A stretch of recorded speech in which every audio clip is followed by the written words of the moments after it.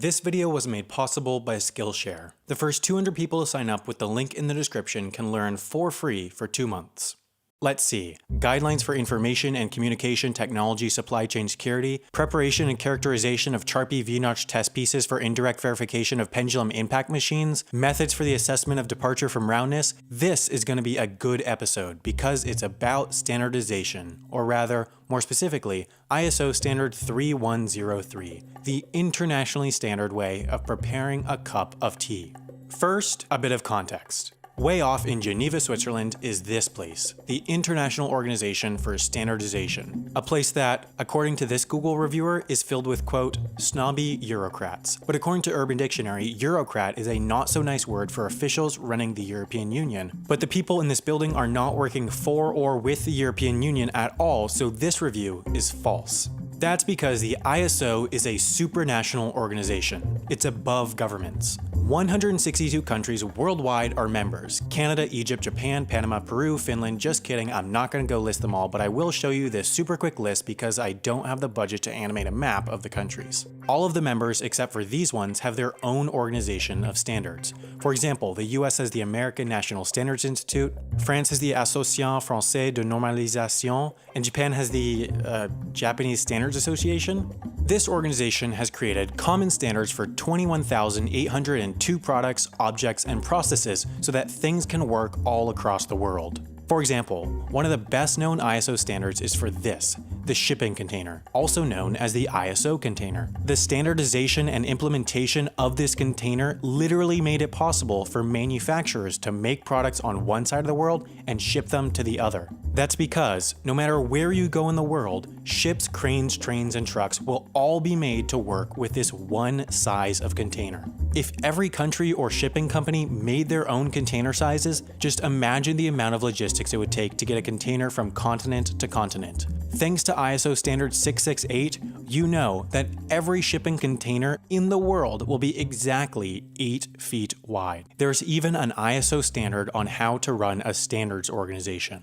But just like anything, ISO standards are not free, and they're not even cheap. For example, for all 12 parts of ISO standard 26262 about road vehicle safety, you'll have to shell up $1,600. But back to the cup of tea. ISO standard 3103.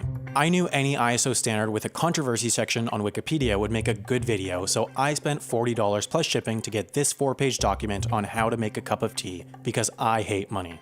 It starts out by making a few definitions, then tells you what you need, a pot and a bowl. If you go to the annex, you learn that the larger pot has to have a maximum capacity of 310 milliliters plus or minus 8 milliliters, and the small pot 150 milliliters plus or minus 4 milliliters. You even get a page showing the exact dimensions of the pots and bowls you should use for this standard tea preparation. The exact tea preparation process is pretty standard until you get to this part.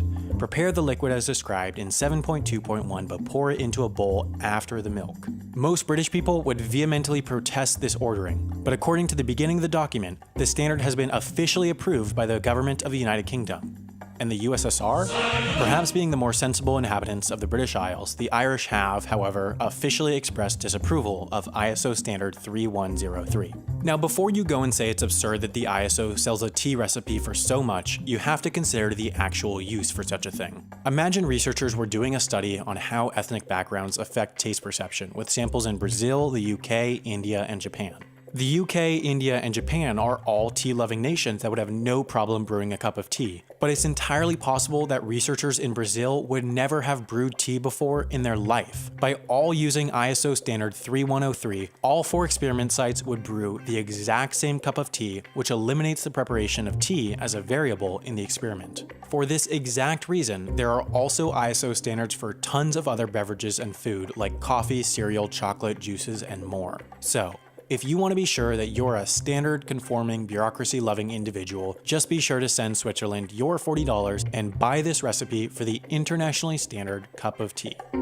If you don't want to pay $40 but still don't know how to make tea, you can go to Skillshare. Skillshare is an online learning community that has over 16,000 classes on pretty much anything and everything. If you want to learn something, chances are Skillshare can teach you. The opening line was not even a joke. There are dozens of classes about tea, but there are also some more useful classes about topics like graphic design, drawing, photography, and more. An annual membership gives you unlimited access to their classes for less than $10 a month. But the first 200 people to sign up over at skl.sh/HAI2 can learn whatever they want on Skillshare for free for their first 2 months, and they'll be supporting the channel while they're at it.